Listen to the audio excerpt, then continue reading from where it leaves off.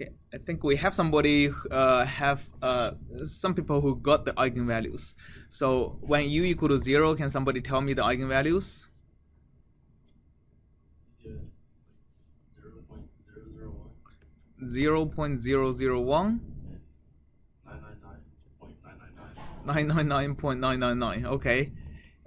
What other values of u people have tried? Yeah. For 1, you get I and negative I. I and negative I. Right. What else have you guys tried? Yeah. For 2, you get. Oh, it's like 1 e to the 3, but it's times 0.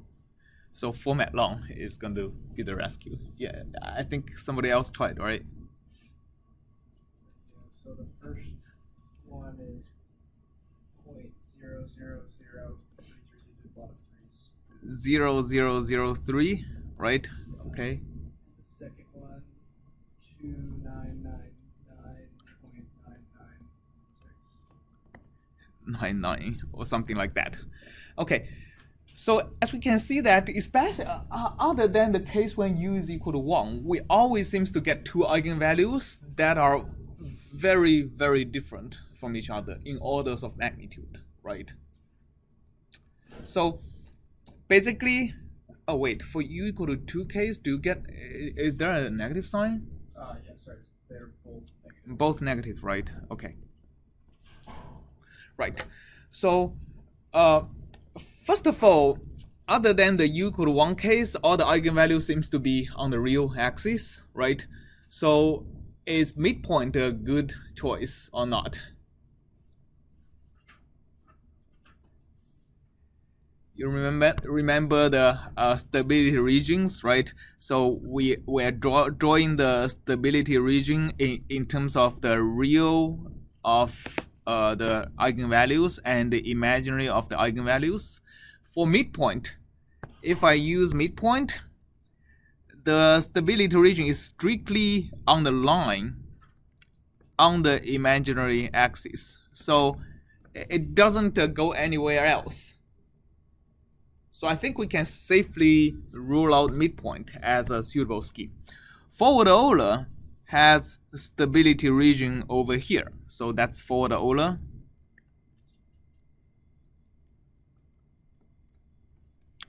And we have our second order Runge-Kutta scheme, whose stability region is something like that, right? So it's a little bit taller than forward Euler, just the right RK2. Okay, so one thing interesting is that for both of the forward Euler and RK2 scheme, we cannot encompass the eigenvalues when u is equal to 0, right? Basically, for u equal to 0, the differential equation itself is unstable. I mean, it's actually the eigenvalue is not in the stability region of the differential equation itself, which simply means when u is equal to 0, the solution is going to keep growing and growing, right?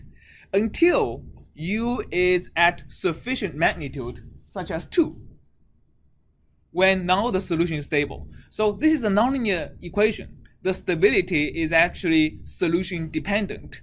When u is equal to 0, it's unstable, but it's fine because when it's unstable, the solution is going to grow in magnitude, and then it grows to be large enough, then it's stable, right? So that's the one of the possible nice things that can happen when you have a nonlinear system. Okay, so when the equation is stable, for example, when u equal to 2, we want to have a scheme that is stable. So that is why we choose either forward Euler or RK2. Okay, so that's first choice we made. Second choice is what delta t should we use?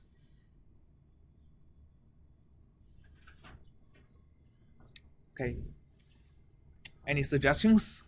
Yes? It would have to be really small so that it could encompass the really high eigenvalue. Right, it has to be really small, and the reason is I didn't put any numbers on the stability regions. But if you put the numbers, the stability region ends at -2 over delta t, right? The size of the stability region is always inverse proportional to delta t,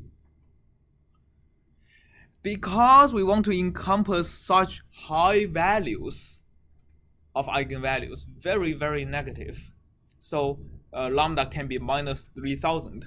Therefore, our delta t has to be on the order of 1000th or even smaller, right? Depend on, I mean, if you guys tried u equal to 3, you find that the eigenvalues are even more negative, right? So it's probably likely has to be smaller than 1000th. All right. So let's now, we have already picked our scheme and let's try it. The nice thing about numerical methods is that although I have only showed you on the screen how to implement forward Euler and RK2 for really simple equations, linear equations, du dt equal to lambda times u,